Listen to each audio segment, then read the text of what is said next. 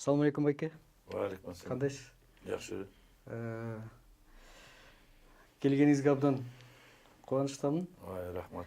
Биз адаттагыдай эле бүгүн да ушул кино жөнүндө сүйлөшөлү деп турам. Ушундай бир ойлор бар да, Бакыт байке. Кино бул иллюзия эмес деген. Мен ойлогом бул иллюзия депчи. Эми иллюзия деп айтыш. Ар ким ар кандай айтат го дейм. Бирөө үчүн иллюзия болуш керек. Бирөө үчүн произведение искусства болуш керек. Бирөө үчүн бул бир ыйык нерседей болуш керек. Мен ойлойм да 3-4 этабы бар болуш керек. Мисалы бир учурунда айтпады беле. Кино өлдү, телевидение келди деп. Азыр кайра кинону көрсөй качып атабыз. Анан иллюзиябы, иллюзия эмеспи?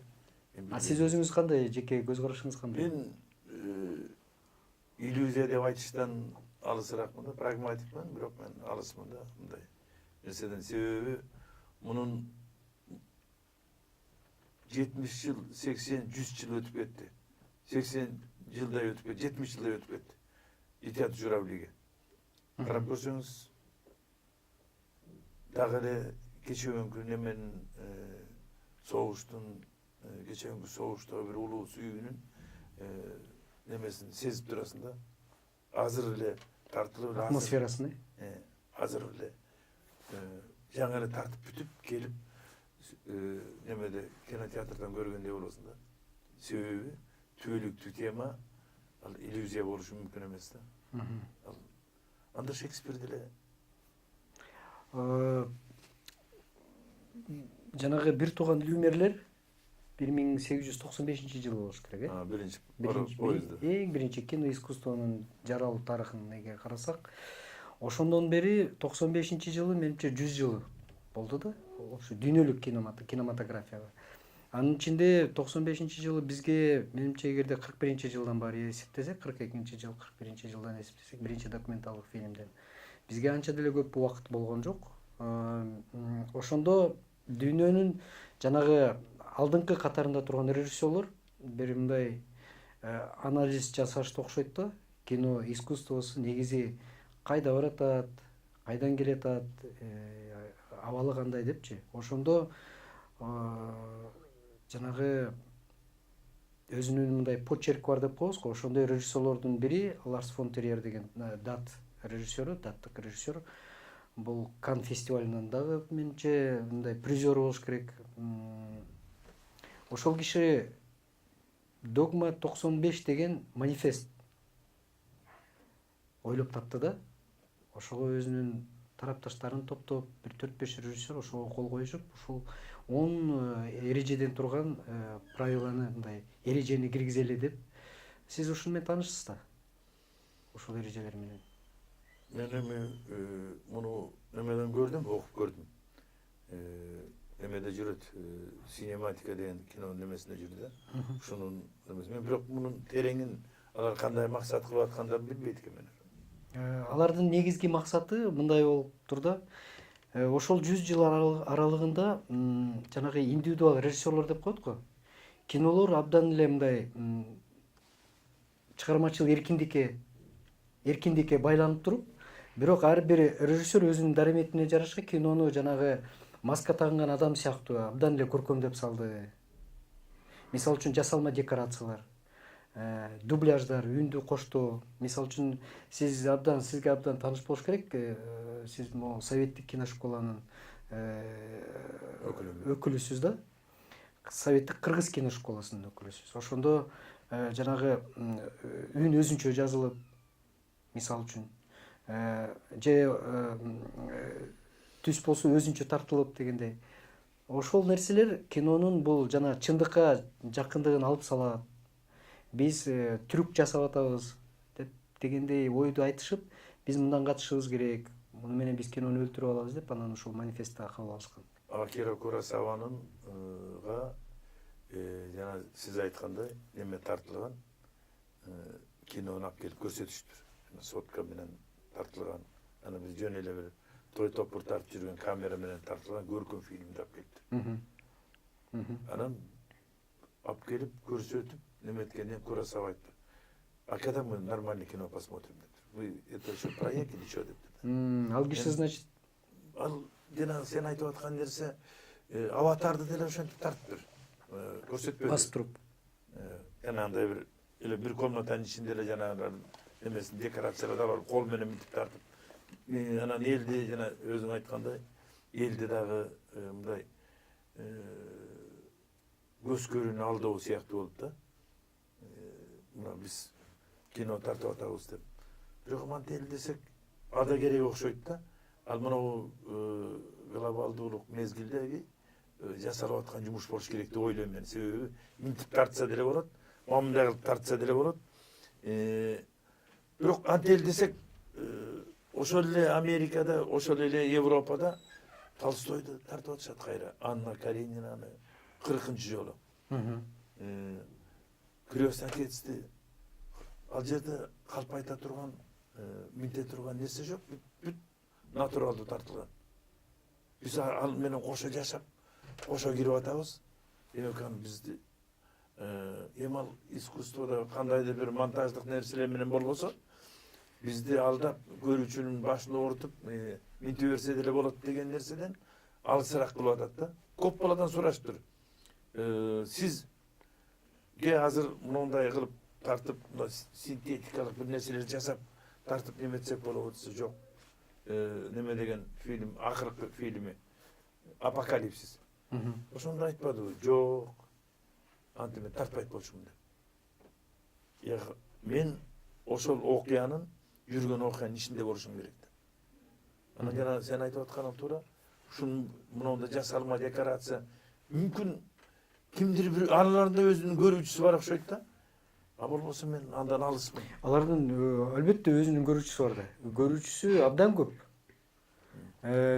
Бул жанагы манифестке кол койгон режиссерлордун ою боюнча мындай деп атышат да алар. Көрүүчүгө маанилүүрөөк бул сюжет депчи. Кинонун окуясы. Аларга жанагындай техникалык трюктар, приемдор булар маанилүү эмес. Биз ошол чыныгы жанагы реалдуулукту биз техникалык приемдор менен бекитип коюп атабыз. Грим менен, жасалма костюм менен, жасалма декорация менен депчи. Атайын ошол иштелип чыккан ракурстар менен, композиция менен,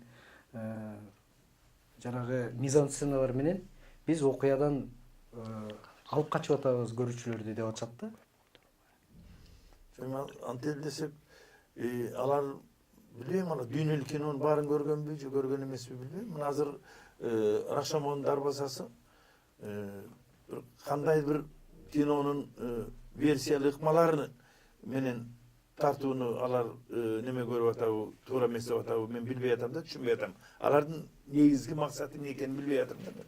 Бирок сен айтсаң, ойлоп отурум. Биз азыр байкап атсаңыз керек, мына сиз эми жанагы профессионал режиссер катары биздин телевизорго чыккан, телевиденияларга чыккан же болбосо экрандарга сизди көп чакырышат, мен билгенден жана жаңы тартылып аткан кинолордун премьераларына чакырышат. Ошондо деле байкасаңыз керек. Керек болсо рекламалык роликтер болобу, же болбосо музыкалык клиптер болобу. Мындай ойду келди эле, жөн эле мындай жакшы бир пландар үчүн, жакшы бир композиция үчүн дрондорду колдонулганы, рельстерди колдонулганы, жанагы операторлук крандарды колдонуу. Мындай орду жок элечи. Ушул болуш керек да менимчечи. Биз да башыбыздан өткөзүп атат окшойт. Ушул жаңы өткөндө биз Марат байке менен да сүйлөштүк эле, Марат Сарыуулу режиссер. Ал киши дагы ушул жөнүндө бир аз оюн айтты эле да. Азыркы балдар көбүнчө жаңы технологиялардын артынан түшүп, анан ошону колдонгонду булар кино бизден башталды дегендей ойду калтырып атышат. Ошондой ойдо жүрүшөт керек болсо дегендей ойдо. Мен бир кино көрдүм. Мен айма айтпай эле коеюн, мен бала таарынбасын. Себеби жана өзүң айткан дронду ыксыз пайдалануу кереги бар болсо деле, кереги жок болсо деле ошол фильмге өзүнүн бир салмагын салабы ошол дрон. Ошол драматургияда бир чеке ролун ойнойбу ошол нерсе дегенди жасабай эле, жана өзүң айткандай бир кооз бул герой башканы сүйлөп атат, ал учуп кетип башка бир жаратылыштын тегерегинде жүр да. Ана мен ойлодум. Бул жана ким Гамзатовдун жакшы сөзү бар. Талант өзүнчө, жазуучу өзүнчө жүрө бергенде сезилди да мага. Себеби андай болушу мүмкүн эмес. Себеби талант жазуучунун ичинде болуш керек. Туура. Ал экөө бир бүтүмдүк болуш керек. Экөө бир гармония болуш керек да. Антпей эле булар мен карасам нар жакта бир машиналар кетип баратат. Каарман башка бир нерсени айтып атат да. Ана мен ойлодум, ушунун зарылчылыгы бар беле деп. Бирок жана өзүң айткандай, өзүнүн көрүүчүлөр үчүн алар геройду карабай эле, каарманды карабай эле, дрондун учуп баратканын, анан жанагы кетип бараткан атчандарды, анан сүзүп бараткан бир өрдөктүн немесин ошону карап атышат да. Каарман калды. Демек биз орустар айткандай муку с яйцом путаем да. Мен Василий Макаров Шукшиндин сөзүн айткым келет ушул жергечи. Шолохов менен жолугуптур да. Ага чейин Калина Красная тарткан, анан Аня сражались за Родину ойноду. Анан ошол киши Шолоховдон кийин айтканда, бул түбөлүктүү бир чынар терек бар дейт да адабият деген. Шолохов ошол дейт. Биз ошонун тегерегинде айланып жүрүпсек, бирдемени кыйратып салдык деп. Шолохов болсо батып бараткан күндү карап, тыныч дон аркылуу батып бараткан күндү карап, кайра эртеңки чыга турган, жаза тургандарын ойлоп отурат дейт. Чекейле дондо кабышка дейт.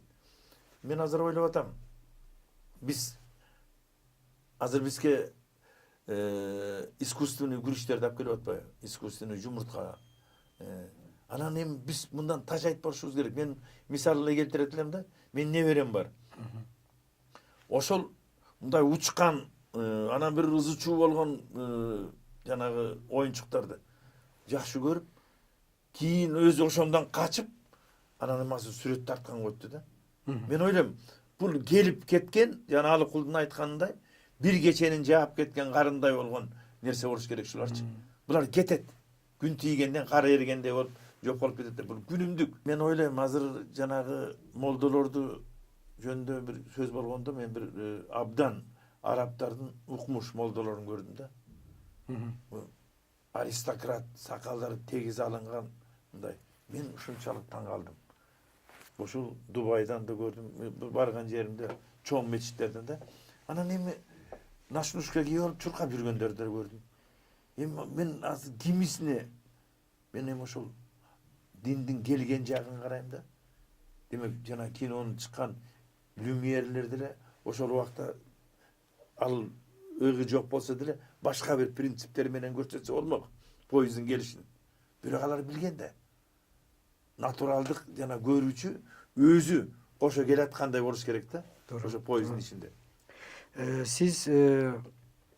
Сиздин чыгармачылыгыңыз, кинодогу чыгармачылыгыңыз как режиссер катары советтик СССР деп коелучу, СССР убагына туш келди да. Ошол убакта кино бул мамлекеттин жанагы ошол советтик компартиянын деп коелук, коммунисттик партиянын идеологиясын жүргүзүп турган абдан чоң бир курал болгон да. Туурабы? Бир жагынан караганда бул туура эле нерсе да. Себеби жанагы адамдардын эгерде жашоону мындай кино бул чындыгы жашоодон алынат турган болсо, демек кинонун сүйлөшү бул жашоонун сүйлөшү. Кинонун сүйлөшү бул саясатты сүйлөшү. Кинонун сүйлөшү деги эле бизди курчап турган айланып чөйрөнүн сүйлөшү деген сөз да. Эгерде бул оюбуз туура болсо да, биздин азыр бүгүнкү жакшыбы, жаманбы айырмасы жок. Кандай болбосун, тартылып аткан кинолорубуз канчалык деңгээлде жашоону, бизди курчап турган жашоону чагылдырып атат да. Биз мындай кыйшык күзгү болбой атабызбы, же түз эле көрсөтүп атабызбы? Мен мындай айтат элем, Гамзатовдун бир жакшы сөзү бар экен. Өткөндү пистолет менен атсаң, келечек сени замбирек менен атат.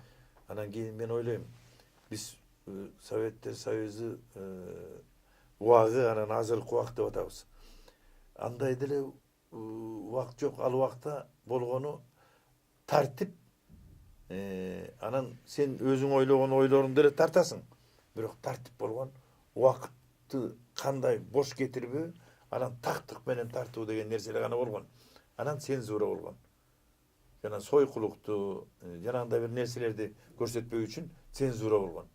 Биз азыр ошону Советтер Союзунун мезгили, анан азыркы мезгил дейбиз. Азыр деле ошонун мезгили бар. Бизде дагы межбедам неме түзүлгөн. Сойкулук, жана баңгиликти неме реклама пропаганда кылбоо деп, ушундай жасабоо керек. Канун Анан чагымчылдык. Ошого каршы, ошонун төрагасымын мен. Ошого каршы атайын неме межбедамство неме түзүлгөн. Биздин жанагы маданият министрлигинин алдындагы немеде же кино департаменттен. Анан эми ошол биз деле ал цензурага кирбейт.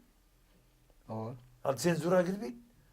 Мисалы Бул коомду мындай бир немелерден сактоо деген нерсе да. Негативдүү. Сен кинону көрүп отурсаң, Курасаванын бир жакшы сөзү бар экен.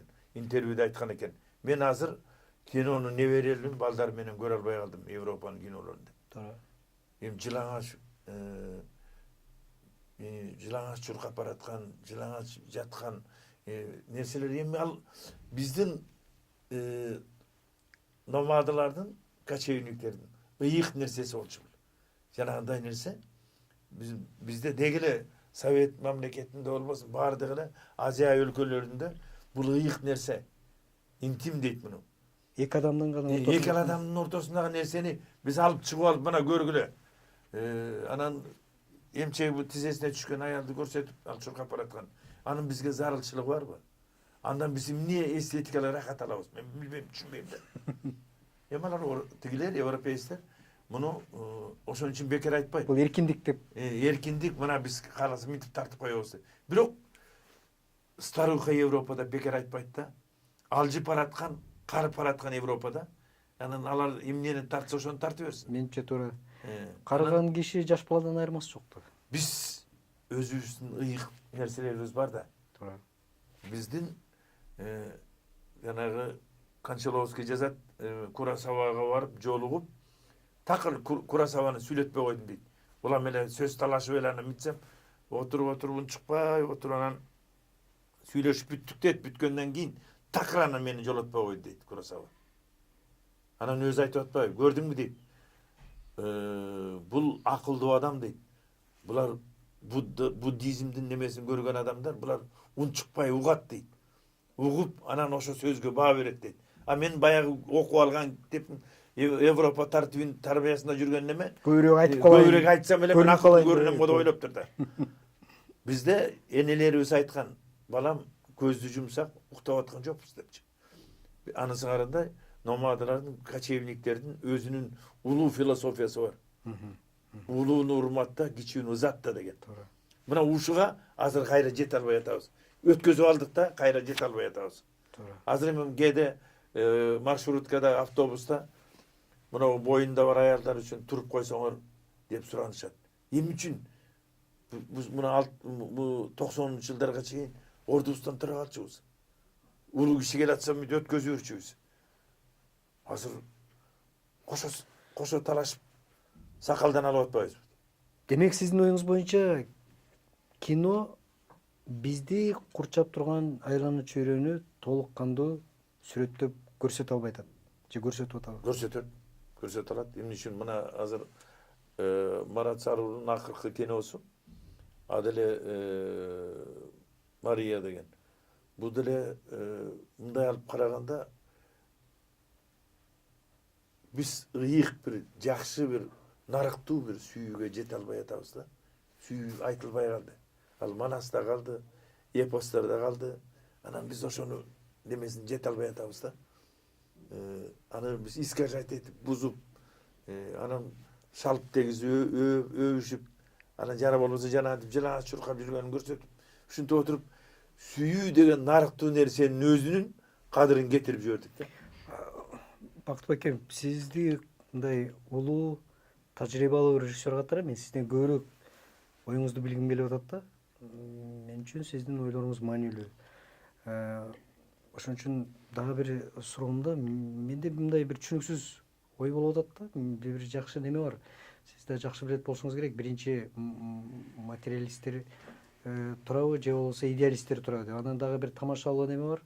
Эл арасында айтылып жүргөн биринчи тоок жаралганбы же болбосо жумуртка жаралганбы депчи. Ушул сыяктуу болуп атат да. Мисалы үчүн эгерде кино биздин айланып чөйрөнү туура чагылдырып атса, демек кинодогу жылаңач аял болсун, жанагындай көбүрөөк өлүм, кан болсун деп коелук, зомбулук болсун, зордуктоо болсун, анда кино жашоону көрсөтүп атат да.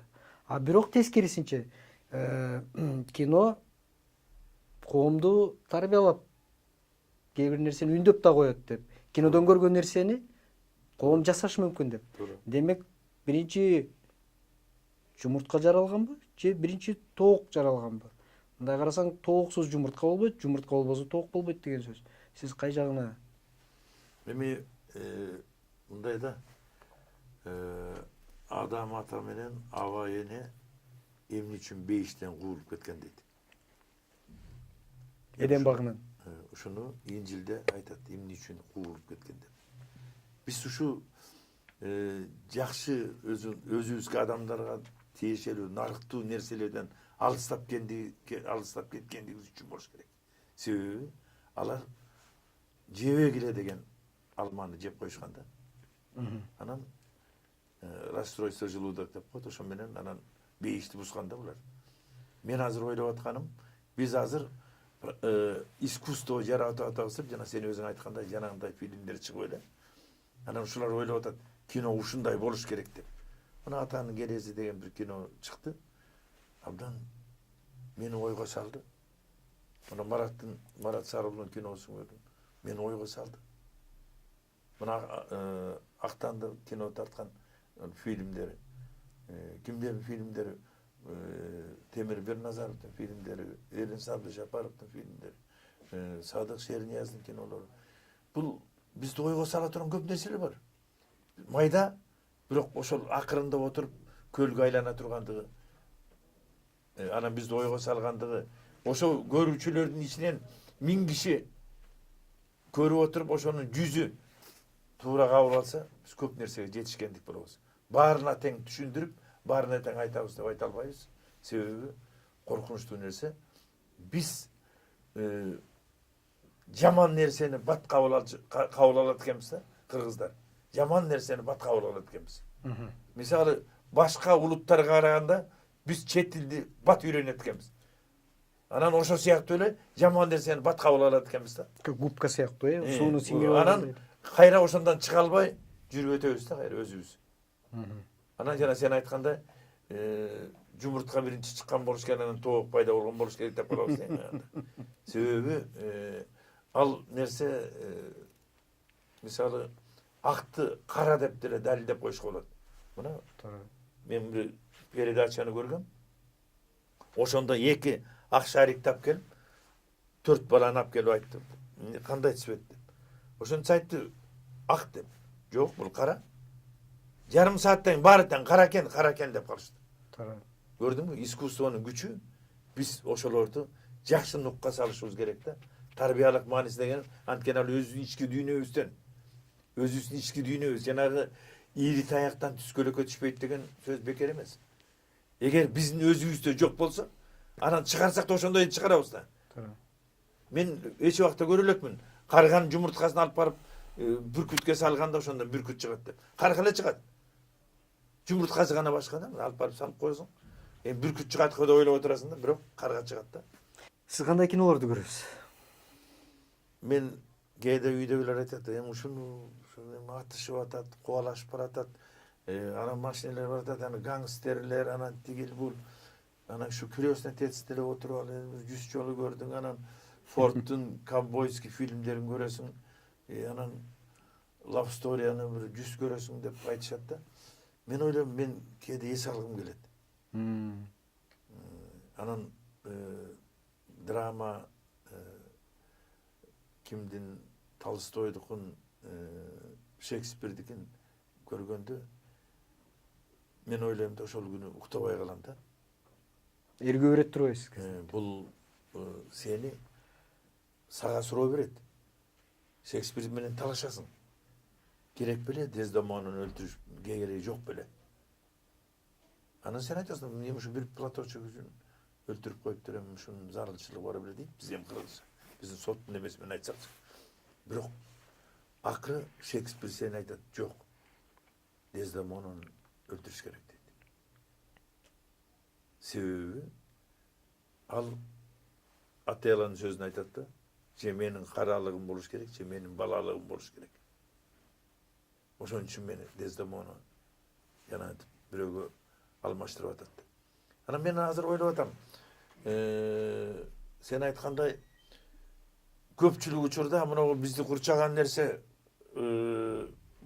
экология болобу, же барган жумушта жумушка жеткенче, келгенче жумуштун ичиндеги ызы чуудан кийин жанагындай нерселерди көргүм келет. Эс алуу үчүн, ушунун баарын угушуу үчүн. Жанагы сүйүү маанайы сыяктуу фильмдер, андагы музыканы уккум келет. Крестный отецтеги музыканы уккум келет. Мен ойлойм, ыйыктыктарыбыз жоголуп кетти. Улуулуктарыбыз жоголуп кетти.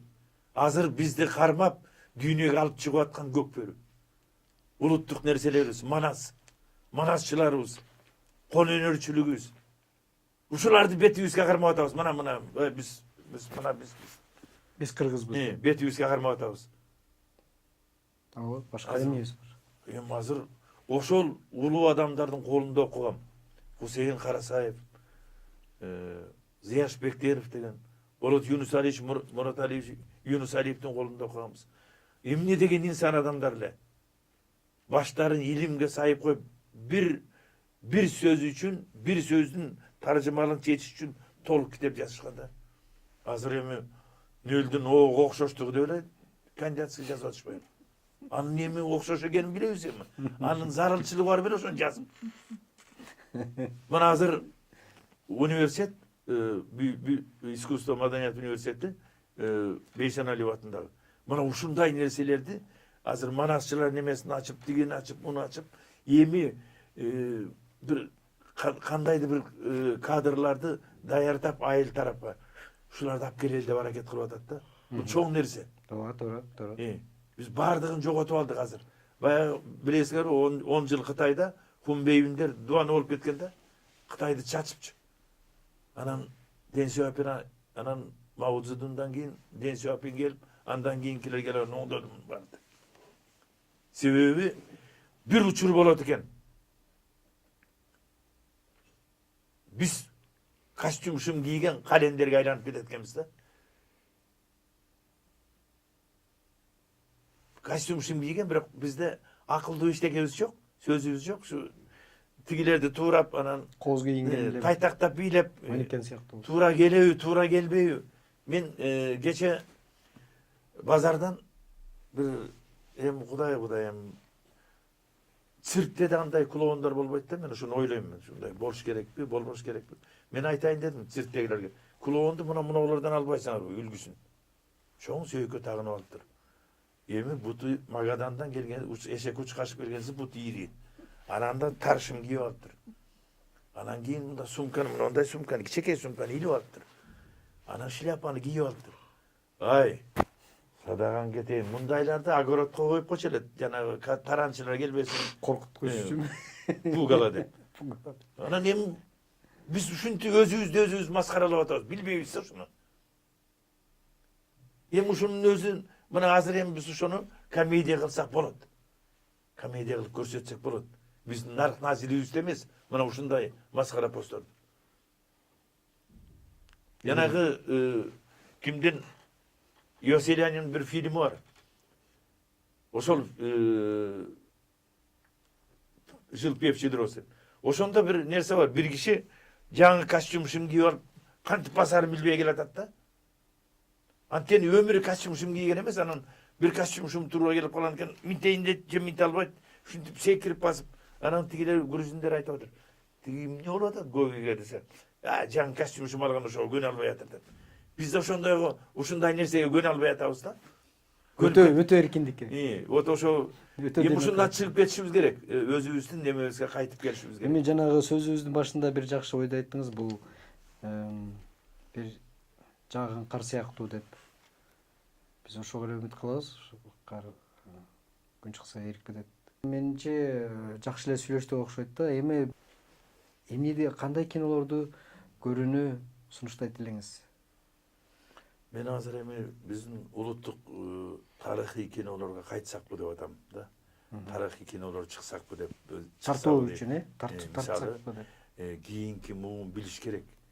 Айтматов Маңкуртта баягы энесин атып, жоламан энесин атканда айткан сөзү бар. Өлүп баратып айткан сөзү бар. Эсиңде болсун сенин атаңдын аты Жоламан деп. Мен ошол азыркы келаткан муунга айткым келет. Ошол кимде Боронду бекетте дагы Сабитжандын Эдигей менен сүйлөшкөн сөзү бар акырында. Ушу Анабейтти сактап калбайлыбы десе, ой аяка бизди киргизбейт. Киргизбей турган алар тоо беле десе айтат, жок ал жака киргизбейт бизди. А кокустан бирөө телефон чалса шак көчкө бир тебет деп. Илгеркилер башын сактачу эле, силер азыр көчүгү сактай турбайсыңар деп айтат. Аны эмне дейсиң дейт. Бизге оозубуз какмая салса, ошону менен жашап атабыз деп айтат. Сабитжан. Мен ошо Сабитжанчылыктан кутулсак дейм да. Азыр бир ушул жакшы нерселерге келсек, кайтып келсек, Энебейтти Айтматов 100 жыл мурда билген. Биз эми кийин ушундай ыйыктыктарыбызды жоготорбуз. 100 жыл мурда билген да. 100 жыл алдын ала айткан деген. Мына азыр ошол келатат да. Мына азыр карап көрүңүз. Көптөр тарыхый үйлөрдүн баары тең бустуртуп, бийик этаж үйлөрдү салып атат. Ал тарых эле да. Мына Зерзинка бульвары тарыхый жер эле. Исхак Разакович, Алы Токоп, Баскан жерлер болчу. Абдусүйөркулов, эмне деген инсандар болуп, Болот Мамбетов. Мына ушулар жана Зержинкадан Кулатов Төрөбай. Ушулар Зержинка менен басса, касиет бар эле, аура бар эле. Себеби алар ушул турган үйлөр, эски үйлөр. Ал бир качанды бир убакта тарыхты айтып турган. Мына ошол мен Төрөкул Айтматовдун неме Караколдо Пржевальскийде үйүн көрдүм. Ошол жерге бардым. Улуу адам. Инсан баягы Исакеевтердин биздин биринчи секретарыбыз, анан биринчи президентибиздин болгон жерлеринде. Ошолор тарых эле да, ошолордун баарын сактап калыш керек. Кийинки муун билиш керек. Азыр алардын баарын сүздүрүп, бийик үйдү куруп салганда, алардын мээсиндеги бир жакшы нерсени алып таштагандай болуп калып атабыз да. Туура. Ушулардан сак болушубуз керек, ушулардан сактанышыбыз керек. Анан улуулуктарыбызды сактап калышыбыз керек. Бул кийинки муунга керек. Бир күн менен жашабашыбыз керек да. Туура. Биздин көрсөтүүбүздүн дагы бир салт сыяктуу бир немеге айланып калган бир өзүнчө бир бөлүгүбүз бар.